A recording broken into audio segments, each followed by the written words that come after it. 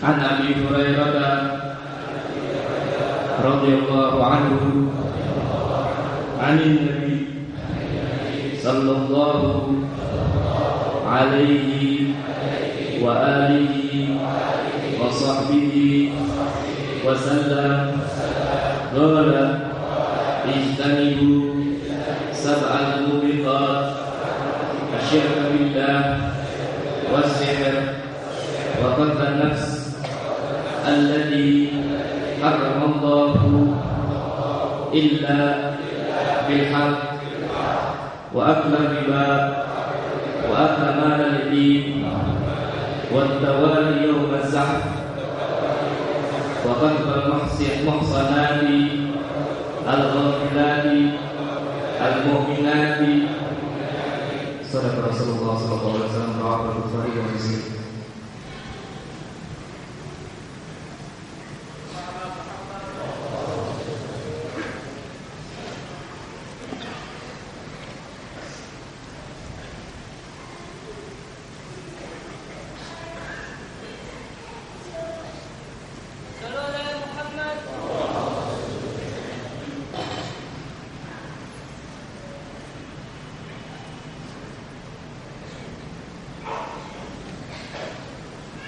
Assalamualaikum warahmatullahi wabarakatuh. Wa madhu Rasulillahi wal ali qurbatun ila Allah fid dunya wa fil hasri wan nasri wa alu Rasulillahi fil nasi anjumu bihim yuhtada fid dini ka anjumi zuhri fa in ana lam amdah fi amaqamihim kama huwa mahtumun alayya fama udri. Jazallahu anna ala baitin nabiyhi fahum uddati fi naibadi wa hum dhukhri wa atla'a fi burujis sa'adati badrahum wa ayyadahum bil 'izzi wal fawzi wan nasr. Salatan minal mawla 'ala al-mustafa alladhi ra'a rabbahu mustawjiban raf'atal jadali kadal ali wal ashabi ma qadbi waqtina wa sallim tasliman katsiran bila hasri. Alhamdulillah Alhamdulillahilladzi waffaqahu an wa huwal musta'an wa 'alaihi tuklan. Wa salatu wassalamu ala sayyidi waladi adnan sayyidina Muhammadin al-muallim al-akbar wa manba'il 'ulum wal 'irfan wa alihi wa ashabihi alladhina saru 'ala nahjihi fi nashil 'ilmi fi kulli zamanin wa makan.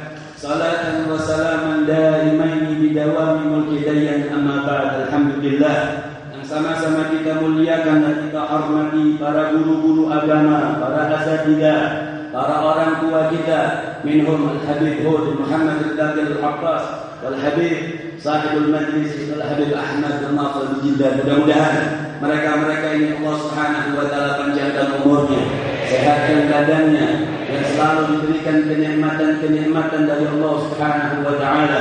Jalla jalaluhu wa ta'ala al-'azamatu. Alhamdulillah, pada bulan yang mulia ini Allah Subhanahu wa taala Jalla jalaluhu wa ta'ala al-'azamatu mengumpulkan kita di rumahnya yang mulia dengan harapan Allah Subhanahu wa taala menghidupkan hati kita yang mati, menghidupkan hati kita yang tumpul dengan cahaya Allah Subhanahu wa taala, dengan cinta kepada baginda Nabi besar Muhammad sallallahu alaihi wasallam, mubarak alaihi wa ala alihi. Ayuhal ibad, kaum muslimin yang mencintai Allah Subhanahu wa taala jalla jalaluhu, teringat seorang sahabat Simak bin Kharajah dengan gelar Abu Dujana, seseorang yang cinta Allah Subhanahu wa taala, sahabat yang cinta kepada Rasul sallallahu alaihi wasallam mubarak alaihi wa ala alihi. Abu Dujana ini salah satu mimman syaraka fi qatli Musailamah al-Kadzdzab. Abu Dujana ini salah satu yang ikut andil dalam pembunuhan atau penombakan daripada Musailamah al-Kadzdzab yang mengaku nabi pada zamannya pada saat itu ketika meninggal Rasulullah sallallahu alaihi wasallam mubarak alaihi wa ala alihi. Ayuhal ibad, ketika itu Abu Dujana sedang sakit. Wa dukhila alaihi wa huwa maridun wa kana wajhuhu yatahallal. Saat itu Abu Dujana sedang sakit. Sahabat-sahabat yang lain mendengar, menjenguk daripada Abu Dujana.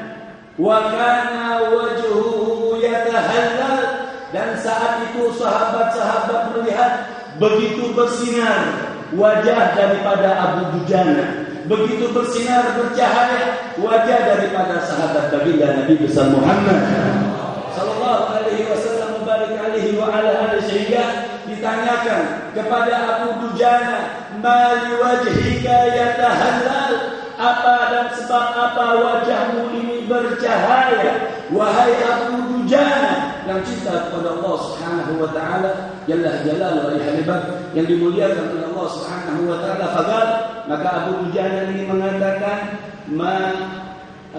laisa li amal, aku tidak mempunyai satu amalan awthaqun bihi yang aku benar-benar pegang di dalam kehidupanku, yang aku benar-benar berpegang teguh di dalam kehidupanku. Beliau mengatakan, fa kuntu la atakallam fi ma la ya'ni wa amma al-ukhra kuntu fa kuntu lil muslimina salima.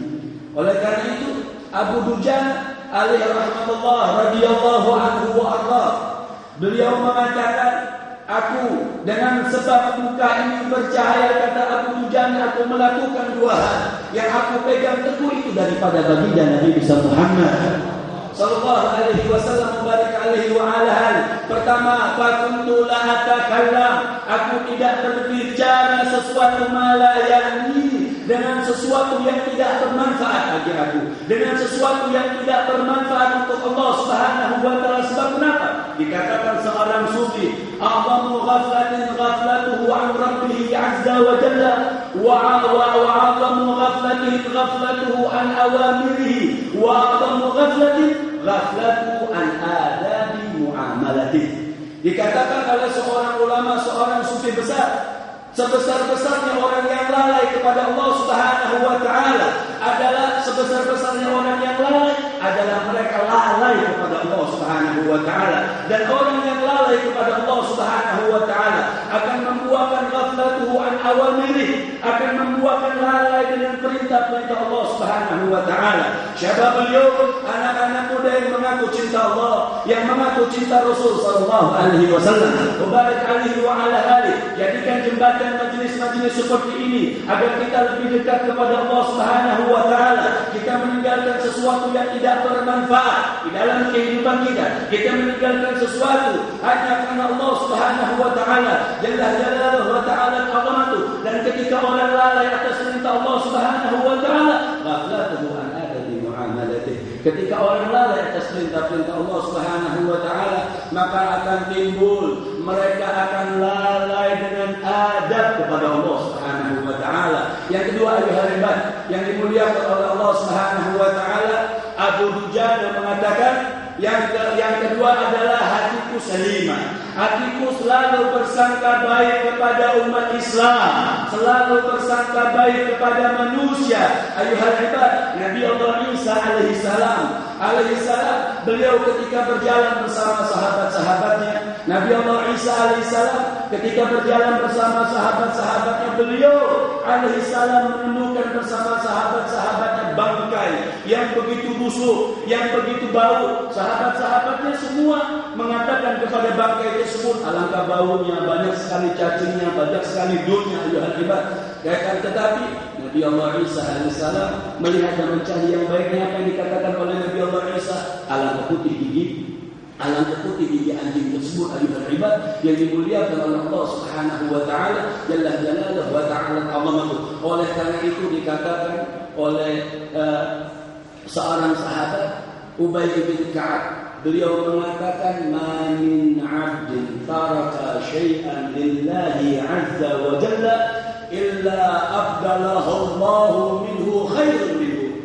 Tidak seseorang meninggalkan sesuatu, akan tetapi yang dia tinggalkan itu hanya karena Allah Subhanahu wa taala, ingin mendapatkan keridhaan Allah Subhanahu wa taala, ingin mendapatkan cintanya Allah Subhanahu wa taala. Seperti kita hadir pada malam ini ingin mendapatkan kecintaan Allah Subhanahu wa taala. Ketika kita meninggalkan televisi, kita meninggalkan radio, kita meninggalkan sesuatu yang tidak bermanfaat, akan tetapi jadi dunia kita perbaiki niat kita. Kenapa? Kita meninggalkan sesuatu tersebut, meninggalkan karena Allah Subhanahu wa taala, meninggalkannya karena ingin mendapatkan keridhaan Allah Subhanahu wa taala, fa'abdalahu Allah, maka Allah Subhanahu wa taala akan mengganti bihi khairun minhu, lebih baik min haitsu la yahtasib. Kata Ubay bin Ka'ab mengatakan, seseorang itu meninggalkan sesuatu karena Allah akan diganti oleh Allah Subhanahu wa taala dengan sesuatu yang lebih baik, dengan sesuatu yang lebih baik min haitsu la yahtasib,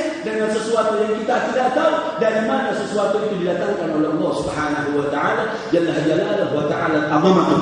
Oleh karena itu, kaum muslimin yang mencintai Allah Subhanahu wa taala, ada seseorang ta'allaqa qalbuhu bimra'atin. Dikatakan di dalam suatu kitab, ada seseorang yang dia ini hatinya ingin selalu cinta kepada seorang perempuan, dan ketika itu fil badiyah, ketika itu ini perempuan dan seorang laki-laki ini berjalan di tempat yang sepi pada malam hari, fa'afsha ilaihi, maka seorang laki-laki ini mengisyaratkan kepada perempuan tersebut ingin melakukan sesuatu yang tidak baik, yang tidak diridhoi oleh Allah Subhanahu wa taala. Maka perempuan itu mengatakan, "Coba lihat di sekeliling engkau, cari orang yang di sekeliling engkau, apakah masih ada yang bangun atau mereka sudah tidur semua?" Fatariha ar-rajul, kemudian ini orang laki-laki senang. Kenapa? Dhanna annaha, dia menyangka ini perempuan, yaitu ajabathu, ini dia menyangka ini perempuan menerima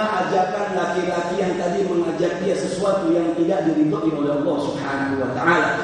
Kaum muslimin yang mencintai Allah Subhanahu wa taala, kemudian ayuhal ibad, kemudian dia cari ini orang laki-laki, cari dia keliling, faqama wa tafa fil badiyah, dia berdiri, kemudian dia muter di kampung-kampung tersebut cari orang ada yang masih bangun atau tidak.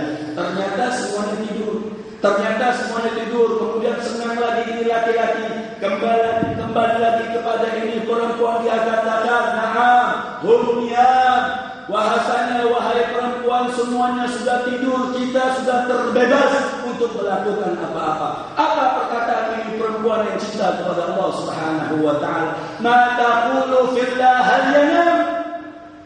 Dia katakan, "Hei laki-laki, apa yang kau katakan tentang zat yang mulia Allah? Anaimun fi hadhihi sa'ah." Apa dia tidur di ini waktu? Kemudian laki-laki itu mengatakan, "Innallaha la yanam wa la ta'khudhuhu sinatun wa la naum." Maka laki-laki ini faham, dia katakan kalau Allah, sesungguhnya Allah Subhanahu wa taala tidak tidur dan ngantuk pun tidak berhak menempel pada zatnya Allah Subhanahu wa taala jalla jalaluhu wa ta'ala azamatu. Oleh karena itu perempuan tadi mengatakan, kalau begitu innallaha lam yanam wa la yanam yarawna wa in kana an-nasu lam yarawnana. Kalau begitu, kalau engkau yakin demikian rupa, kalau begitu Allah Subhanahu wa taala yang belum tidur dan tidak akan pernah tidur melihat kita, seandainya dan sekalipun satu dunia ini manusia tidur, Allah Subhanahu wa taala memandang kita ketika kita bermaksiat kepada Allah Subhanahu wa taala jalla jalaluhu wa ta'ala azamatu. Kemudian laki-laki ini pulang dan dia taubat kepada Allah Subhanahu wa taala, dan ketika dia meninggal dunia, seseorang ada yang melihat dia dalam mimpi dan mengatakan, "Ma fa'alallahu bik?"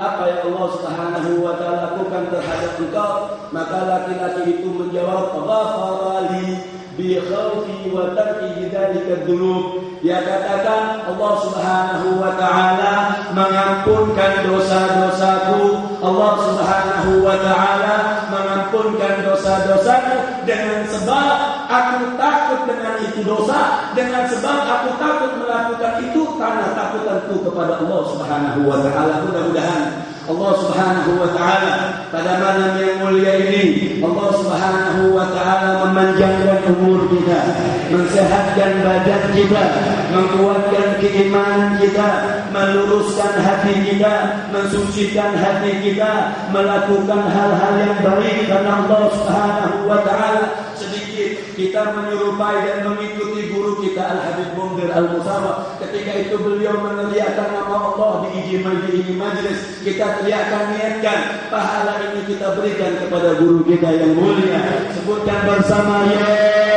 Allah, ya Allah, ya Allah, ya Allah, ya Allah.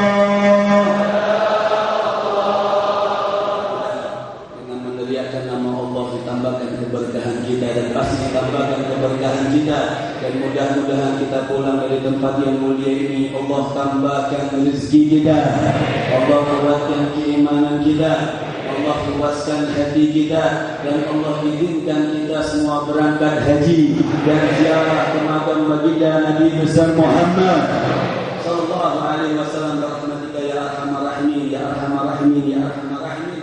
Wal aku minkum. Wassalamualaikum warahmatullahi wabarakatuh.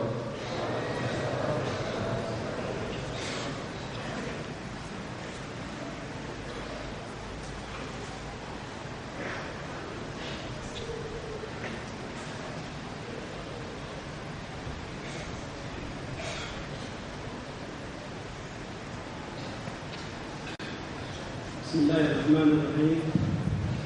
السلام عليكم ورحمة الله تعالى وبركاته. الحمد لله رب العالمين، والصلاة والسلام على أشرف الأنبياء وإمام المرسلين سيدنا محمد وعلى آله وصحبه أجمعين. أما بعد، فأنتم والحمد لله في نعمة عظيمة، في نعمة الإنسان لا يعرف قدرها في هذه الدنيا، وإنما يعرف قدرها إذا انتقل إلى الرفيق الأعلى. Bismillahirrahmanirrahim. Setelah guru kita ini mengucapkan salawat dan salam kepada Nabi Muhammad SAW, beliau mengatakan bahwasanya kalian semua berada di dalam suatu anugerah dan kenikmatan yang sangat agung, yang mana kenikmatan tersebut tidaklah diketahui oleh setiap manusia di dalam kenikmatan di dunia ini, akan tetapi besar dan keagungan kenikmatan tersebut akan diketahui ketika seseorang tersebut telah berpindah ke sisi Allah Subhanahu wa taala. سمعنا الكلام الطيب والحلو الذي يعلق قلوبنا بالله سبحانه وتعالى، ويحببنا إلى رسول الله صلى الله عليه وسلم، ويبعدنا عن هذه الدنيا. Kita telah mendengar tadi suatu ceramah yang sangat bagus, ceramah yang sangat indah, yang mana ceramah tersebut mendekatkan dan menghubungkan hati kita kepada Allah Subhanahu wa taala, serta ceramah tersebut membuat kita mencintai Nabi Muhammad SAW dan menjauhkan diri kita dari kecintaan kepada dunia. فجزاه الله خير الجزاء الذي تكلم قبلي، وما كان لمثل أن يقوم ولكن امتثالا لأمر الحباب. Maka semoga Allah Subhanahu wa taala membalas Al-Habib Muhammad bin Syahab yang telah memberikan tausiah yang sangat mulia. Dan aku tidaklah pantas untuk berdiri di hadapan guru-guru ini, akan tetapi untuk melaksanakan suatu perintah dari mereka semua. أحب أن أذكر نفسي وإخواني أن المقصود من مثل هذه الاجتماعات إنما هو الانتفاع، وإنما هو القرب من الله سبحانه وتعالى. Aku ingin menyampaikan serta memberikan nasihat terutama untuk diriku serta untuk kalian semua, bahwasanya maksud daripada perkumpulan kita pada malam hari ini adalah saling mendapatkan suatu manfaat serta kedekatan kepada Allah Subhanahu wa taala. فالإنسان يحصل بركة العبادة وأثر العبادة ونفع العبادة إذا دخل إلى هذه العبادة بالتعظيم لها والتعظيم لله سبحانه وتعالى.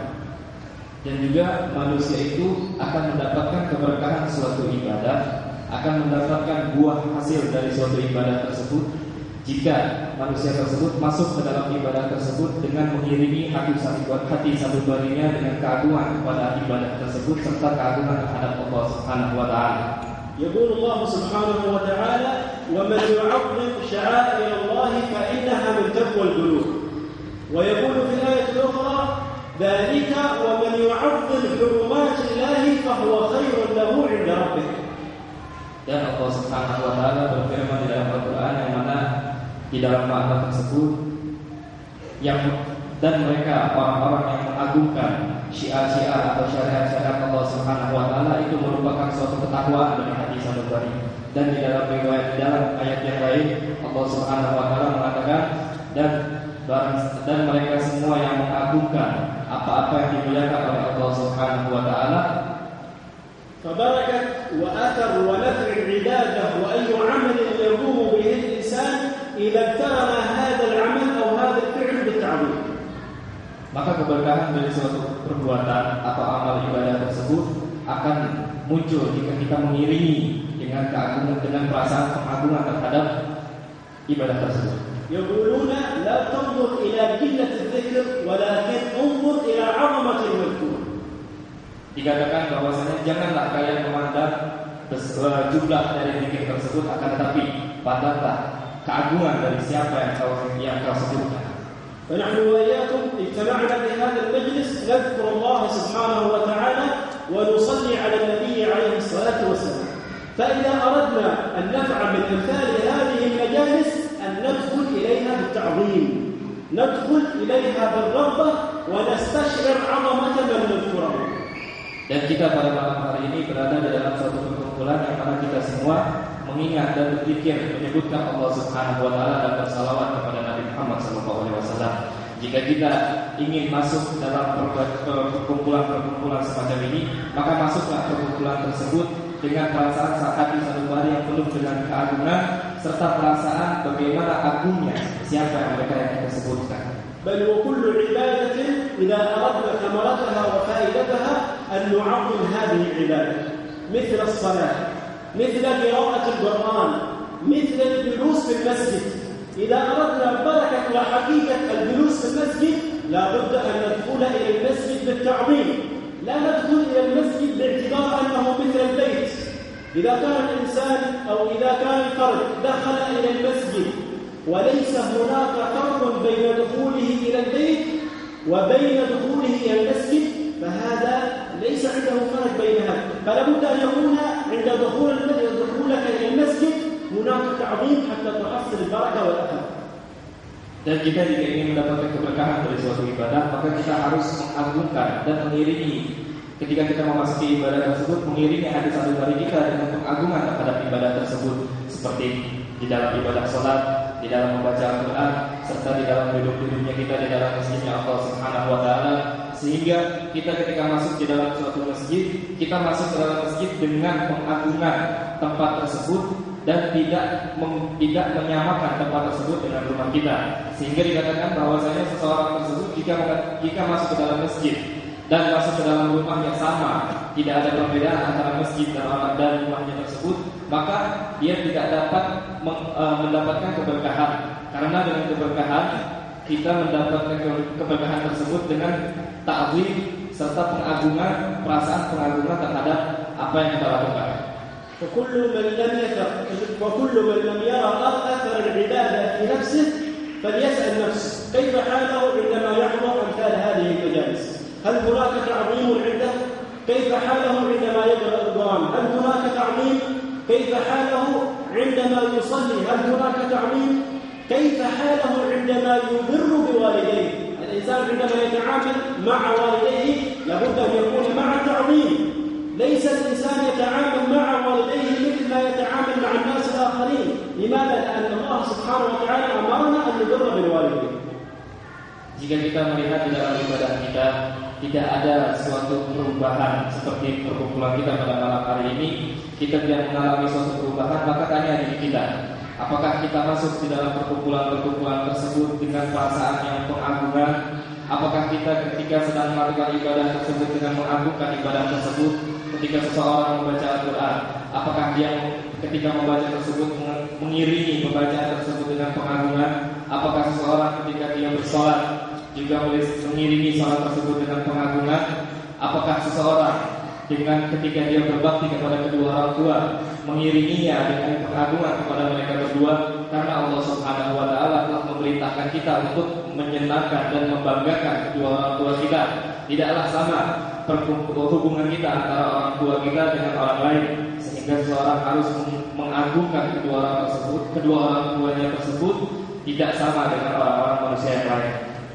وقد كان رسول الله صلى الله عليه وسلم كما جاء عند البخاري عن السيدة عائشة أنه كان إذا كان في أمر المنزل أو في مهنة في المنزل فإذا نودي للصلاة فكأنه لا يعرفنا ولا نعرفه من العظمة التي حلت عند رسول الله صلى الله عليه وسلم بالعبادة.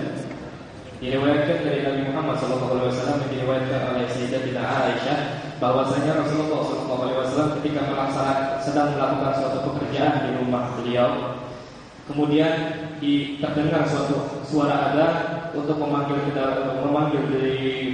kepada sholat, maka keadaan Rasulullah SAW seolah-olah tidak mengenalku dan aku tidak mengenal Rasulullah SAW dari pengagungan yang dilimpahkan Allah Subhanahu wa taala di dalam satu bari beliau.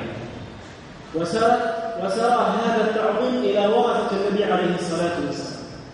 فكان الإمام الحداد عليه رحمة الله يقول: إذا أنا خرجت إلى الصلاة فلا أحد يكلمني في أي أمر لأنني أخرج بجمعية على الله سبحانه وتعالى. Dan pengagungan tersebut mengalir di dalam ahli waris beliau, ahli waris Rasulullah SAW di dalam keturunan beliau, sehingga dikatakan bahwa Sayyidina Imam Al-Haddad pernah berkata bahwasanya jika aku ingin menuju kepada sholat, maka jangan ada seorang pun yang mengajak berbicara atau membicarakan suatu urusan lain, karena aku hadir atau aku menuju kepada sholat itu dengan pengagungan serta dengan keseluruhanku pengagungan kepada Allah Subhanahu wa taala. من آثار هذه العظمة التي حلت في قلب الإمام الحداد حتى أنه في يوم من الأيام عندما قال الله أكبر أراد أن يدخل إلى الصلاة انشد المحراب من عظمة الكلمة التي خرجت منه. Dan diriwayatkan dari pengagungan Imam Haddad tersebut bahwasanya suatu ketika Imam Haddad ketika mengucapkan Allahu Akbar ketika ingin masuk ke dalam salat, ketika beliau takbiratul ihram, mihrab yang ada di hadapan beliau terpecah atau terbelah dari cahaya dan pengagungan yang muncul dari hati satu barik Imam Haddad rahimahullah taala. وكذلك يقول الإمام الغزالي: من أحسن الوضوء أحسن الصلاة. أي أن كثيرا من الناس يشتكون ليس هناك حضور في الصلاة. فقال الإمام الغزالي: كل من أحسن الوضوء أحسن الصلاة. بمعنى أحسن الوضوء أي أنه عندما دخل إلى الوضوء وتوضأ، وكلنا نحن قبل صلاة العشاء توضينا أو قبل المغرب، لكن من مننا عندما كان يتوضأ يستشعر أنه يعبد الله سبحانه وتعالى. Juga dikatakan oleh Imam Ghazali, barang siapa yang memperbaiki atau membaguskan wudunya, maka dia telah membaguskan salatnya. Sebanyak di antara kita mengeluh bahwasanya kita masuk ke dalam salat, akan tetapi kita tidak mendapatkan kehadiran atau kekhusyuan di dalam salat. Banyak di antara kita ketika sebelum salat Isya ataupun sebelum Maghrib berwudu, akan tetapi dilihat yang mana di antara kita yang ketika berwudu tersebut merasakan atau membayangkan bahwasanya di dalam wudu tersebut kita sedang berada di dalam suatu ibadah kepada Allah Subhanahu wa taala. Al-insan la yara al-barakah wal athar min al-ibadah illa idza iqtaranat al-ibadah bil-ta'lim. Yaraha fi nafsihi, yara barakah wa athar hadhihi al-ibadah allati 'amilha idza iqtaranat hadhihi al-ibadah bil-ta'lim. Wa idza arada an tantashir hadhihi al-barakah aw yantashir hadha al-khair minhu la budda an yakuna hunaka ta'alluq bil-mashayikh.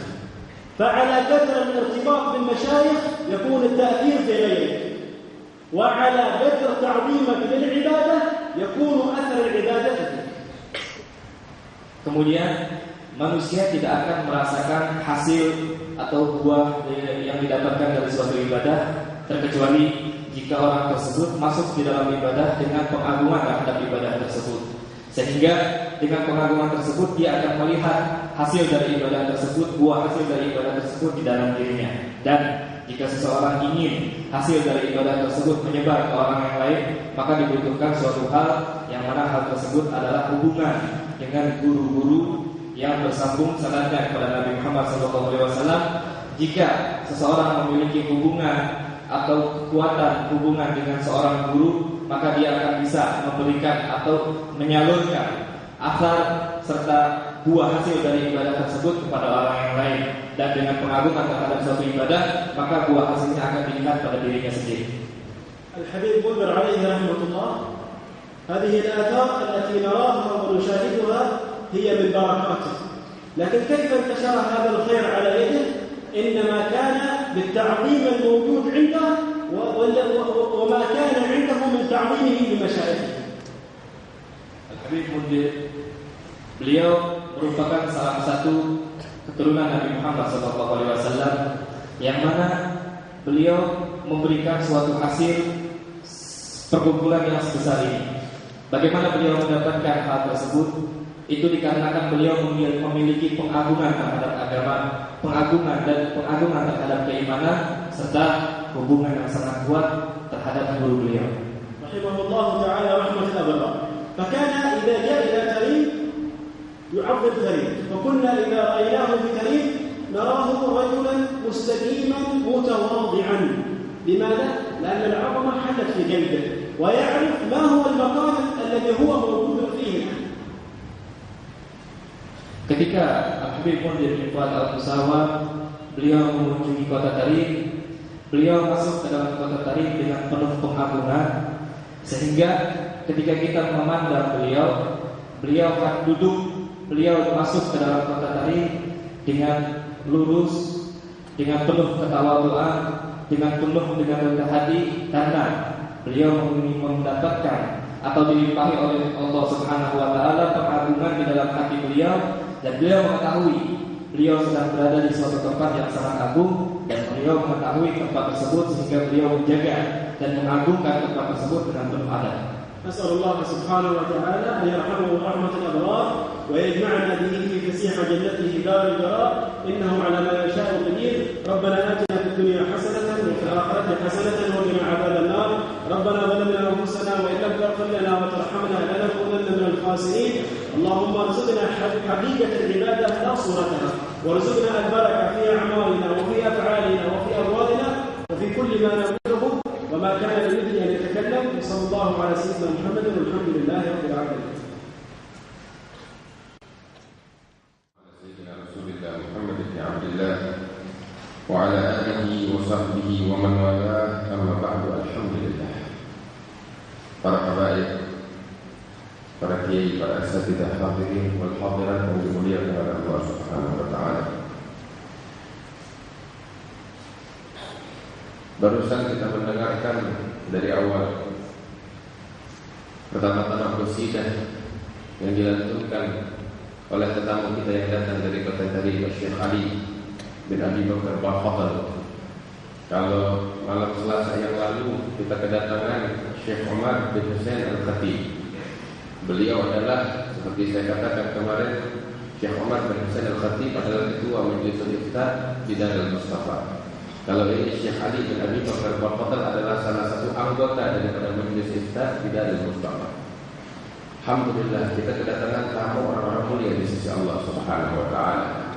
Al-Habib Abdullah bin Husain Balqudi ketika membanggakan para aulia yang ada di kota Tarim dari keluarga Nabi Muhammad SAW dan menyebutkan tentang sifat mereka, beliau mengatakan, laqad fatani min khiyarin nas kam rajul ma kharaja dhikra tulal umri wal kutubah bakka laylati sajjadu khalwatihi min khawfi malikihi yasta'bidu ta'ala. Habib Abdullah bin Husain Balqudi bilang, berapa banyak aku telah ditinggal pergi oleh para awliya wa salihin, meninggal dunia menghadap kepada Allah Subhanahu wa taala. yang mana sifat mereka seumur hidup mereka tidak pernah berpisah daripada Al-Quran dan membaca kitab-kitab yang mendekatkan mereka kepada Allah Subhanahu wa Ta'ala. Sifat mereka para awliya Allah, bakka ulailatihi, malam hari mereka adalah malam yang penuh tangisan kepada Allah Subhanahu wa Ta'ala. Sajjadu khalwatihi, selalu sujud di dalam kesendirian mereka dengan Allah Subhanahu wa Ta'ala. Min khawfi malikihi yasta'bidu ta'ab. Mereka lakukan itu semua tiada lain karena dorongan rasa takut dan harapan mereka kepada Allah Subhanahu wa Ta'ala. Kemudian beliau sebutkan sifat-sifat mulia dari mereka. Terakhir, di akhir daripada qasidah tersebut beliau katakan, min ali Rasulillahi aktsarihim wa min al-abi fadlil al-akhyar wal muhtawam. Mereka orang-orang yang aku sebutkan sifat-sifat mulia mereka, sebagian besar mereka adalah dari keturunan Nabi Muhammad sallallahu alaihi wasallam dan dari keluarga Al-Baqabal dan Al-Khatib yang mana malam ini dan minggu yang lalu ikut hadir bersama kita sekalian. Mudah-mudahan Allah kasih keberkahan untuk kita sekalian. Hadirin yang dimuliakan oleh Allah Subhanahu wa Ta'ala. Barusan di dalam qasidah juga diungkapkan tentang sifat daripada petani. Minggu lalu juga bisa sebutkan banyak hal. Mudah-mudahan Allah kasih keberkahan bakal kita dari kota suci tersebut. Tadi kita dengar bagaimana dipunten penghormatan beliau, ta'zim beliau kepada apa-apa yang diagungkan oleh Allah Subhanahu wa Ta'ala. Hadirin yang dimuliakan oleh Allah Subhanahu wa Ta'ala, di dalam hadis yang barusan dibacakan oleh Al-Habib Zakri bin Syihab yang juga sama-sama kita lantunkan dari hadis Sayyidina Abu Hurairah radhiyallahu taala anhu wa arda. Rasulullah sallallahu alaihi wasallam beliau bersabda di dalam hadisnya, "Ijtanibu as-sab'al mubiqat." Ini hadis diriwayatkan oleh sahabat Abu Hurairah radhiyallahu taala anhu wa arda. Abu Hurairah adalah salah seorang sahabat yang dicintai oleh Nabi Muhammad sallallahu alaihi wasallam. Beliau dikenal dengan panggilan Abu Hurairah, tapi nama asli beliau siapa? Banyak orang hanya mengenal panggilannya saja Abu Hurairah. Nama asli beliau adalah Abdurrahman bin Sakhr. Siapa namanya? Abdurrahman bin Sakhr. Beliau datang dari Yaman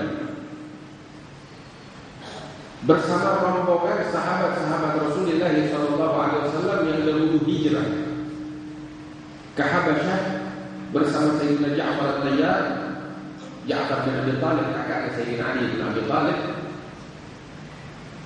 Sayyidina Ja'far bersama rombongan dari Mekah dahulu, zaman Nabi masih di Mekah.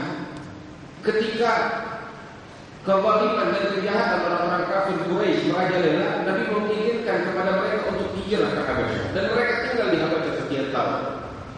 Setelah itu mereka hijrah kembali ke kota Madinah saat Nabi Muhammad sallallahu alaihi wasallam berhasil memenangkan peperangan di Khaybar melawan orang-orang Yahudi. Datang bersama Sayyidina Ja'far dan rombongan dari Yaman, yaitu Al-Imam Abu Musa Al-Ash'ari, dan di antaranya juga Sayyidina Abu Hurairah dan rombongannya. Sehingga ketika mereka datang, Nabi Muhammad betul-betul gembira.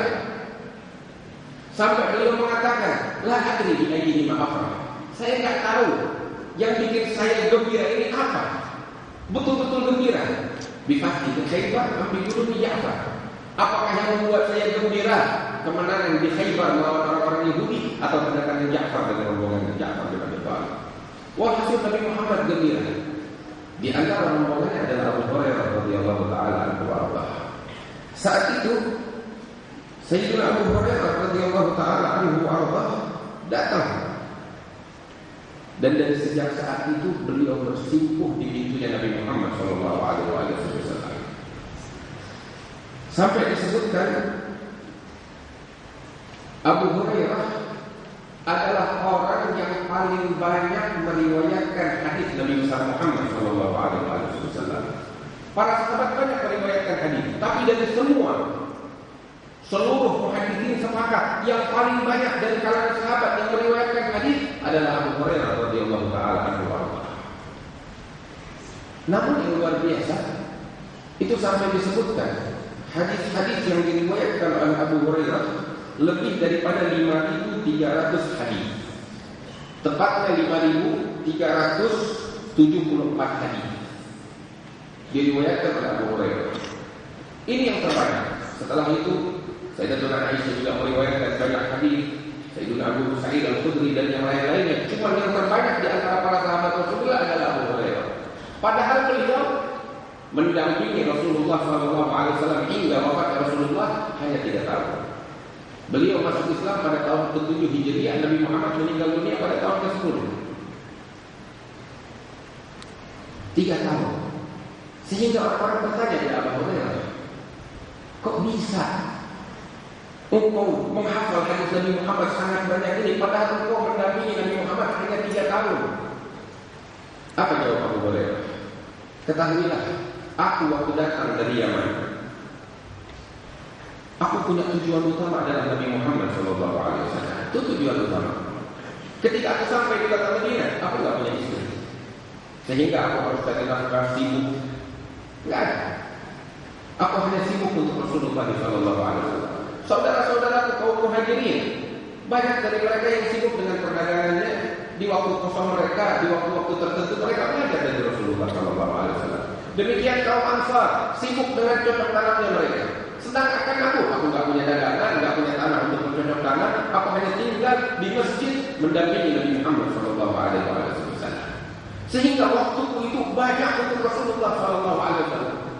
Itu satu. Yang kedua, pernah satu kali saat itu hanya segelintir orang yang duduk di hadapan Rasulullah SAW. Nabi bilang kepada kami saat kami duduk bersama Rasulullah SAW. Nabi mengatakan kepada kami, barang siapa yang saat ini, kata Rasulullah, membentangkan bajunya atau sorbannya, sehingga aku mengucapkan hadisku, kata Rasulullah, setelah selesai aku mengucapkan hadisku, dia lipat itu sorban dan dia letakkan di dalam dadanya, maka sungguh sejak saat itu dia tidak bakal pernah lupa lagi daripada ucapan-ucapan. Maka saat itu juga kata Abu Hurairah, aku nggak punya apa-apa melainkan baju yang aku buka, pakai ini aku buka, aku bentangkan. Nabi Muhammad membacakan hadisnya, setelah itu aku lipat dan aku letakkan di dadaku, dan sejak saat itu aku nggak pernah lupa lagi daripada ucapan Nabi Muhammad SAW. Ini yang dilakukan oleh Abu Hurairah. Sehingga hidup beliau habiskan untuk mendampingi Rasulullah dan menyaksikan serta mendengar dari Rasulullah SAW. Nah kita sekalian, 2 minggu lalu saya bilang di sini, kita hadir ngaji bawa apa? Bawa apa? Itu satu belum tentang bahasa siap belum selesai. Bawa apa? Buku tulis sama pulpen. Jadi kita datang ke sini nggak cuma nguping, tapi kita belajar, kita catat. Barusan Nabi Muhammad bin Syihab bawain ucapan-ucapan yang indah yang belum pernah saya dengar, saya catat. Manfaat makan saya. Al-Imam Ahmad bin Hanbal dengan usia tua beliau kemana-mana masih bawa buku tulis, masih bawa tempat tinta. Sehingga ditanya, ya Imam, sampai kapan kamu membawa ini makbarah tempat tinta? Beliau menjawab, al-makbarah adalah makbarah. Aku akan selalu bersama tempat tintaku sampai aku masuk ke dalam ni'matku, kata Imam Ahmad bin Hanbal. Wahai Imam Ahmad, orang yang paling banyak hafal hadis-hadis Rasulullah SAW. Al-Imam An-Nabhani menyebutkan tentang beliau hafal lebih dari 1 juta hadis Rasulullah SAW. Dengan sangat.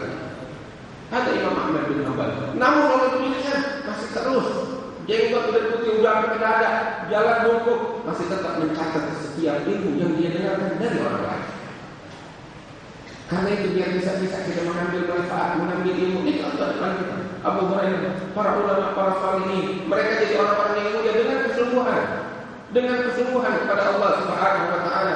Mudah-mudahan Allah berikan kesungguhan kepada kita sekalian. Hadirin yang dimuliakan oleh Allah, insyaallah pembahasan tentang hadis ini sedikit tentang Abu Hurairah doang. Kalau kita mau bahas tentang hadisnya terus terang nih waktu tinggal sedikit lagi. Tapi apa yang kita dengar dari para ulama-ulama kita ini cukup manfaat bagi kita sekalian. Jadi saya akan bicara sedikit tentang hadis ini, pembahasan insyaallah minggu depan. Malam ini kita mau lanjutin tentang risalah Jami'ah, tentang sunnah-sunnah yang dianjurkan oleh Nabi Muhammad SAW untuk dilakukan pada saat kita berwudu. Nah kemarin beberapa waktu yang lalu kita bahas kewajiban kita yang mesti kita lakukan saat kita berwudu, kemudian sunnah-sunnahnya. Di antara sunnah-sunnahnya yang pertama kali adalah niat melakukan sunnah-sunnah. Dan ini sebelum melakukan segala sesuatu dari perkara wudu. Nah, kemudian setelah itu saya ingatkan tentang siwak.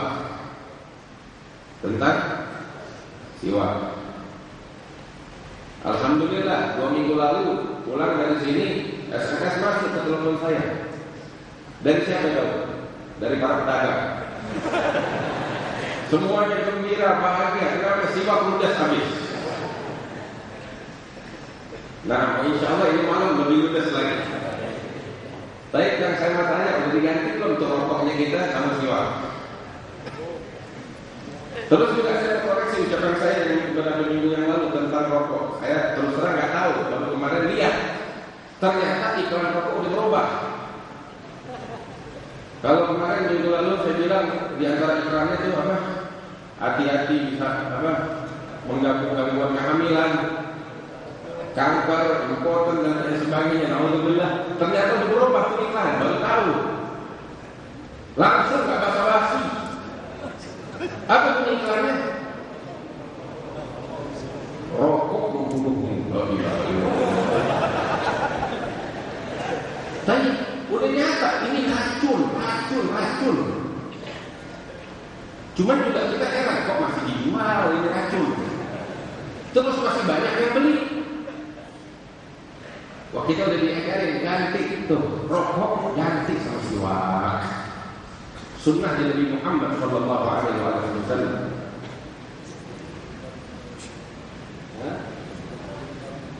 Nabi Muhammad bilang, "Yukhlaqut tumba min qawli syaitan." La ilaha illallah. Tahu artinya? Mau diartiin? Artinya itu tembakau itu diciptain, kan Nabi Muhammad bilangnya tadi diciptain dari apa tahu? Dari ayat sendiri syaitan. Alhamdulillah. Ya kan kagak enak, enggak tahu ya orang bilangnya enak. Lakin satu sunnah dari Rasulullah yang namanya siwak jangan kita sia-siain. Baik, tidak mau panjang lebar lagi. Kemudian sunnah yang berikutnya setelah siwak adalah ghusl kafain, mencuci kedua telapak tangan. Mencuci kedua telapak tangan bersamaan, yang kanan dan kiri sekaligus jadi satu. Nah, dan ketika kita mencuci atau membasuh kedua telapak tangan itu ada doa. Di antara doa yang diajarkan sebagaimana disebutkan di dalam Ihya Ulumuddin, di dalam kitab Bidayah oleh Imam Al-Ghazali, dan doa-doanya adalah dianjurkan. Nah, beberapa doa diriwayatkan di dalam beberapa hadis yang baik.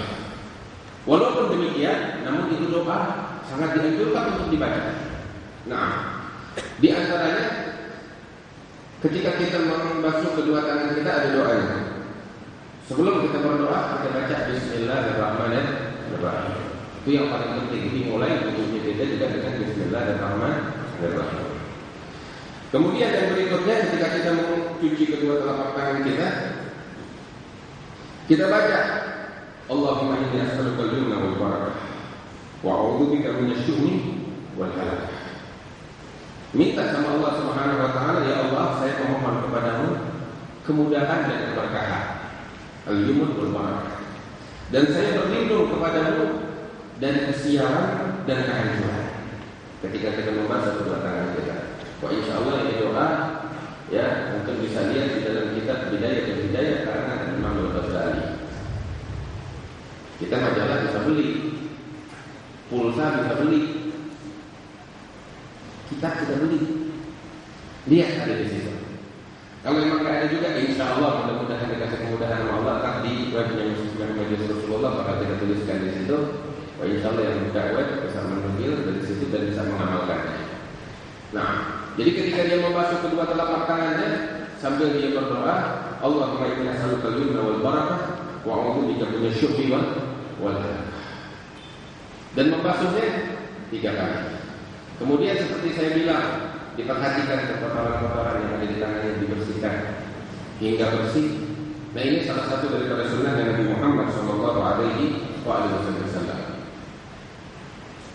Jadi kembali lagi saya ulangi lagi, ketika kita berwudu pertama-tama niat melaksanakan segala sunnah-sunnah yang ada di dalam wudu.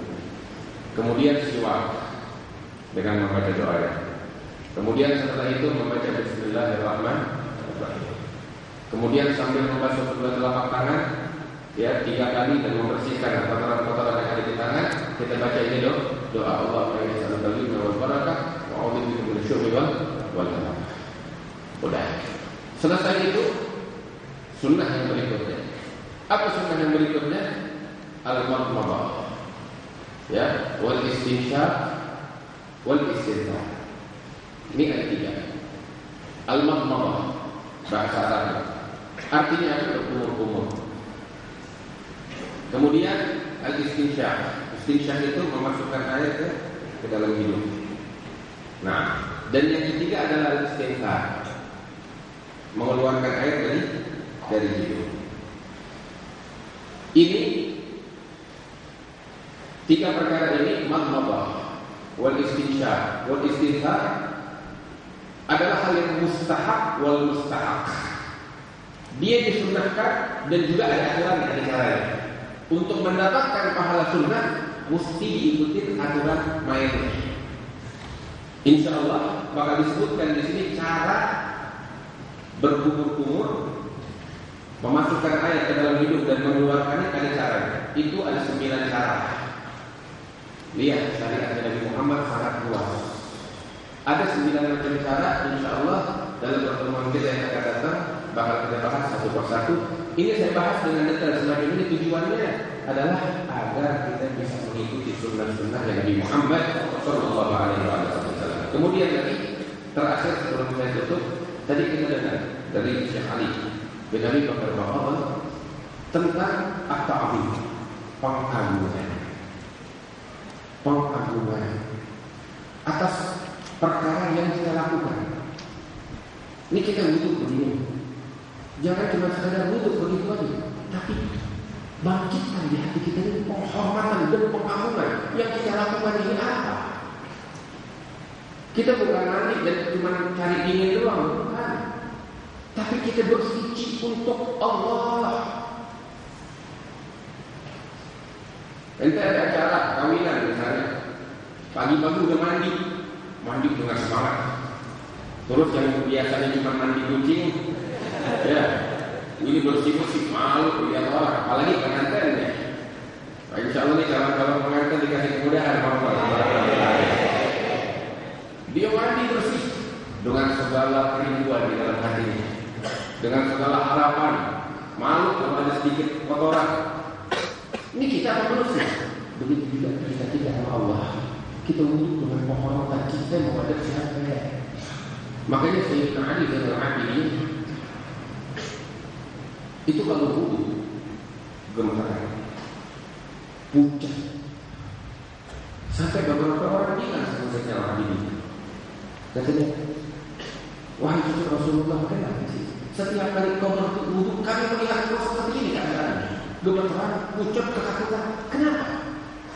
Beliau menjawab, keadaan semacam ini memang kalian tidak sadar. Setelah aku berwudhu, aku akan menghadap siapa? Kata Ali bin Abi.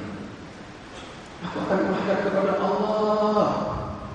Itu yang membuat aku gemetar, itu yang membuat aku pucat, itu yang membuat aku takut, kata Sayyidina Ali.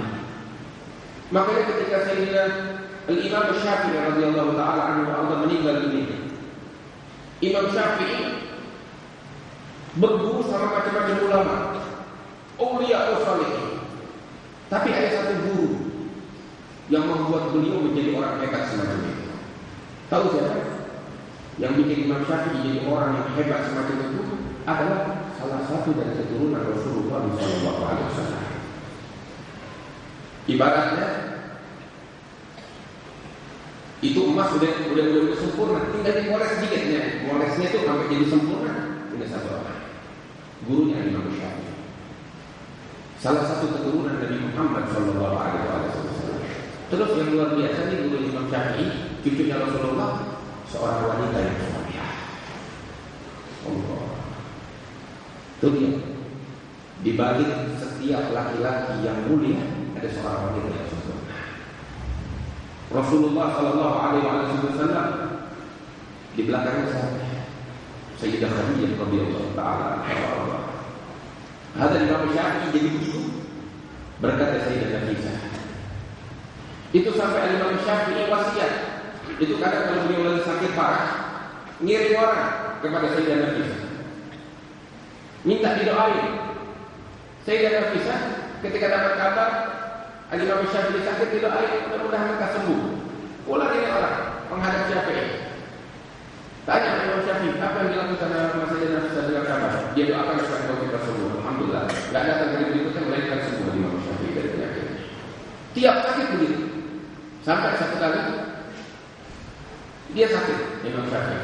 Kirim utusan lagi kepada Sayyidah Nafisah, minta didoain. Saat itu Sayyidah Nafisah bilang, mudah-mudahan Allah tutup usianya dalam keadaan husnul khatimah. Pulang ini Allah. Datang di Imam Syafi'i, nah Sayyidah Nafisah doa apa? Dia bilang, mudah-mudahan rezeki Allah ditutup husnul khatimah. La ilaha illallah. Udah datang waktunya kata Imam Syafi'i. Itu waktu juga dia tulis wasiat. Di antara wasiat, kalau ada meninggal dunia, dia tahu deh, doanya berbeda. Biasanya didoain supaya cepat sembuh. Cuma kali ini didoain supaya tetap husnul khatimah. Dia tulis wasiat. Di antara wasiatnya dia bilang, sebelum ada dibawa ke masjid untuk disolatkan oleh umat, sebelum itu semua biar yang sholatnya ini Sayyidah Nafisah. Bawa jenazahnya. Kalau dia nggak bisa keluar, bawa depan pintu rumahnya, biar dia sholat dari dalam pintu rumah. Hingga itu wasiat dijalankan. Dibawa jenazahnya Imam Syafi'i. Manusia pada nunggu semuanya di masjid. Itu negeri penuh dengan umat untuk mensolatkan Imam Syafi'i. Mereka pada nunggu jenazah Imam Syafi'i dibawa ke rumahnya Sayyidah Nafisah untuk disolatkan sama Sayyidah Nafisah, cucu dari Rasulullah SAW. Habis disolatkan, didoakan, baru dibawa. Itu yang paling diharapkan. Yang lain cuma melengkap. Ini yang paling penting. Habis itu keluar ucapan dari Sayyidah Nafisah, rahimallahu Syafi'i kana yuhsinul wudu. Semoga Allah merahmati Syafi'i kata Sayyidah Nafisah. Dulu dia waktu hidup kalau wudunya bagus dan sempurna. Itu aja dia Syafi'i. Nggak dipuji ilmunya, nggak dipuji murid-muridnya yang banyak, pengikutnya yang banyak, nggak dipuji itu semua, ibadahnya yang luar biasa, nggak dipuji. Yang dipuji cuma satu, apa? Wudunya bagus. Oh, ulama kalau begitu, mereka semua menangis. Kalau nggak ada mana lagi yang menyebutkan tentang kemuliaan Syafi'i kecuali ini cukup pun. Kenapa? Tadi kita lihat.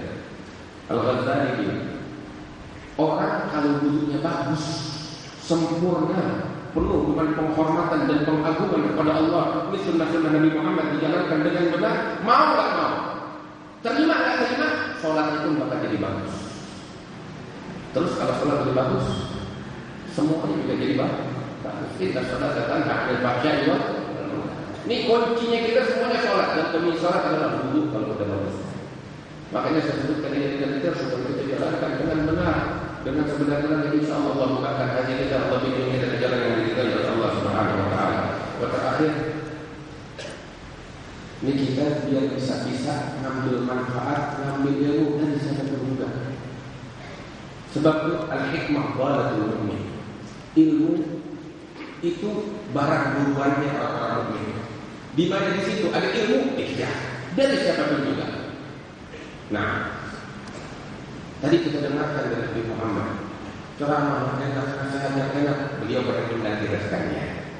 Nah, saya ajak hadirin juga ikut hadir di tempat beliau. Beliau biasanya ini punya majelis banyak banget. Habib Muhammad Makmur, masya Allah, mudah-mudahan Allah berikan keberkahan kesehatan kepada Nabi Muhammad.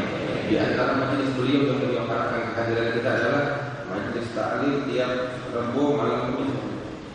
Rabu malam Kamis jam 20 sampai jam 10 malam di Masjid Salman Al-Farisi, Salman bin Al-Bait. Di Masjid Salman Al-Farisi di Jalan Haji dan Raya, Komplek Bulog Kayu Putih, Jakarta Timur. Ya, saya punya kesempatan biar tahu, ambil manfaat. Wah, apalagi bentar lagi kita bakal masuk ke minggu depannya saat-saat berkabut. Maulid besar di mana-mana. Ya, di Habib Ahmad dan Ali sudah berkunjung sampai makam kita di Masjid, terus juga di mana tempat di Habib Abdullah bin Masjid Al-Abbas, di Kuitan, ziarah di Al-Awi, di mana tempat di luar kata keberkahan, ambil manfaat. Ini yang bakal laki-laki, yang bakal perempuan juga ada tempat-tempatnya. Ya, bisa kita hadirin semuanya. Ambil manfaat, ambil keberkahan, nasihat-nasihat yang kita dengar dari para ulama, kita catat, bawa pulang, jadikan pedoman di dalam kehidupan kita. Itu yang bakal bawa keuntungan bakal kita dunia dan akhirat. Wah, insyaallah ini jadwal acara maulid besar yang kita hadirin, insyaallah sudah ada di website Majelis Rasulullah, tinggal diakses ke sana. Siapa yang punya kesempatan biar hadir, sempetin setahun sekali. Ini yang angkat bala, ini yang angkat musibah. Ya mudah-mudahan Allah angkat bala dan musibah. Menimpa kita sekalian ya Rabbal Alamin. Wa ya ayyuhalladzina amanu sabiqu terus juga terakhir saya ingin mengingatkan. Ini kita lihat keadaan umat Islam saat ini, kesusahan, ada kebanjiran. Ya Allah, mudah-mudahan Allah angkat ini musibah, Allah angkat ini kesusahan ya Rabbal Alamin.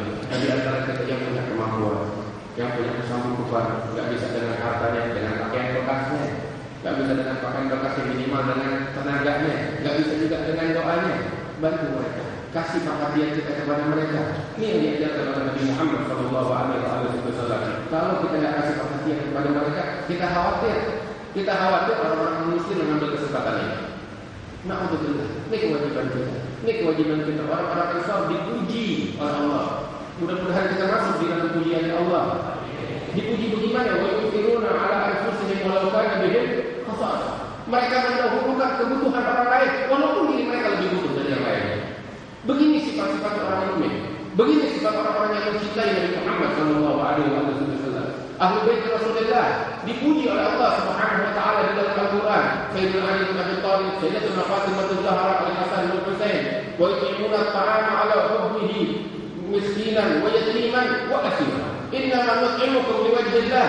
Itu diceritakan oleh Allah satu surat penuh di dalam Al-Qur'an, surat Al-Insan, menyebutkan tentang sifat mereka yang mana mereka mendahulukan kebutuhan orang lain, enggak pandang bulu. Enggak cuma orang muslim doang yang mereka bantu, bahkan orang-orang non-muslim kasir, tawaran enggak lain kan orang kafir non-muslim juga dibantu. Mereka dahulukan kebutuhan mereka daripada kebutuhan diri mereka sendiri. Sampai disebutkan di dalam hadis sahih oleh Nabi Muhammad sallallahu alaihi wasallam, ada seorang dari Bani Israel. Perhatikan ini, kalau bukan cerita yang jadi masalah Nabi ketika menyebutkan ini cerita bangga salah seorang dari Bani Israel. Kira-kira kalau itu dari Bani Israel Nabi bangga, bagaimana kalau kita umatnya bikin begini? Nabi bangga. Nabi cerita ada satu orang Bani Israel sudah hidupnya cuma maksiat doang. Sampai dari dalam beberapa riwayat disebut ini pelacur. Hidupnya cuma maksiat Nabi itu. Dia menempuh perjalanan di tengah padang pasir, kehausan. Sampai akhirnya di tengah jalan dia lihat ada sumur. Dia tahu mau ambil air, nggak dapat ember atau timba. Dia turun ke dalam, dia panjat turun ke dalam. Begitu sampai di atas dia minum. Udah hilang katanya. Naik ke atas, dia panjat dia. Begitu sampai di atas, dia ngelihat ada anjing yang kehausan, menjulurkan lidahnya sampai saking hausnya. Nabi Muhammad bercerita, ini anjing sampai makan tanah, saking kehausan. Terlintas di benak, ya Allah, sebelum saya dapat ini sumur, keadaan saya sama seperti ini. Saya bisa turun, kesian dia kalau turun nggak bisa naik lagi. Maka saat itu juga terbuka hatinya, dia turun lagi ke sumur, pengen ambilin air kapan ini anjing. Turun, mau ambil air, agak ada timbang. Apa yang dilakukan? Sepatunya dibuka, diisi dengan air. Mau manjat, bagaimana? Tangan megang sepatu yang isinya air, nggak bisa manjat. Nabi bilang itu sepatu digigit namanya, dan dia panjat. Sampai di atas dia kasih minum bapak Tuhan. Nabi bilang itu dosa-dosa itu orang diampuni oleh Allah Subhanahu wa taala. Karena ngasih minum bakaran gitu. Bagaimana kepada manusia? Bagaimana kepada orang Islam yang beriman kepada Allah Subhanahu wa taala? Karena itu siapa yang bisa kemampuan di antara kita berikan kemampuan, insyaallah mendapatkan keberkahan dari Allah Subhanahu wa taala. Cuma satu yang penting, biar kita belajar ikhlas. Banyak kalau belajar ikhlas dari mana? Sedikit, tapi tulus dari dalam hati kita, itu lebih dari segala-galanya. Kadang kita melihat dari orang lain mengambil kesempatan di dalam kesempitan atau menari di atas penderitaan orang lain. Mungkin niat mereka bagus, mudah-mudahan niat mereka bagus. Cuma kadang bantuan, pasang atribut supaya namanya naik. Kita lihat ini nggak bagus kan? Nah kita jangan kayak begitu. Ya kalau kita pengen berderma, kita ingin memberikan bantuan, kita lepas segala atribut, minta maaf biar Allah yang tahu. Biar Allah yang tahu aja mereka dan dia lain. Itu yang diharapkan, itu yang bawa keberkahan. Sedekah fi sedekah yang dirahasiakan itu kata Nabi Muhammad, itu yang akan memadamkan kemurkaan Allah Subhanahu wa taala. Mudah-mudahan Allah ampuni segala dosa-dosa kita, diangkat dari musibah dan bala Allah Subhanahu wa taala. Mohon maaf kalau kepanjangan, tapi ini malam ada tamu yang mulia dari tadi, mudah-mudahan bawa berkah bagi kita sekalian. Wassalamualaikum warahmatullahi wabarakatuh. Rasulullah sallallahu alaihi wasallam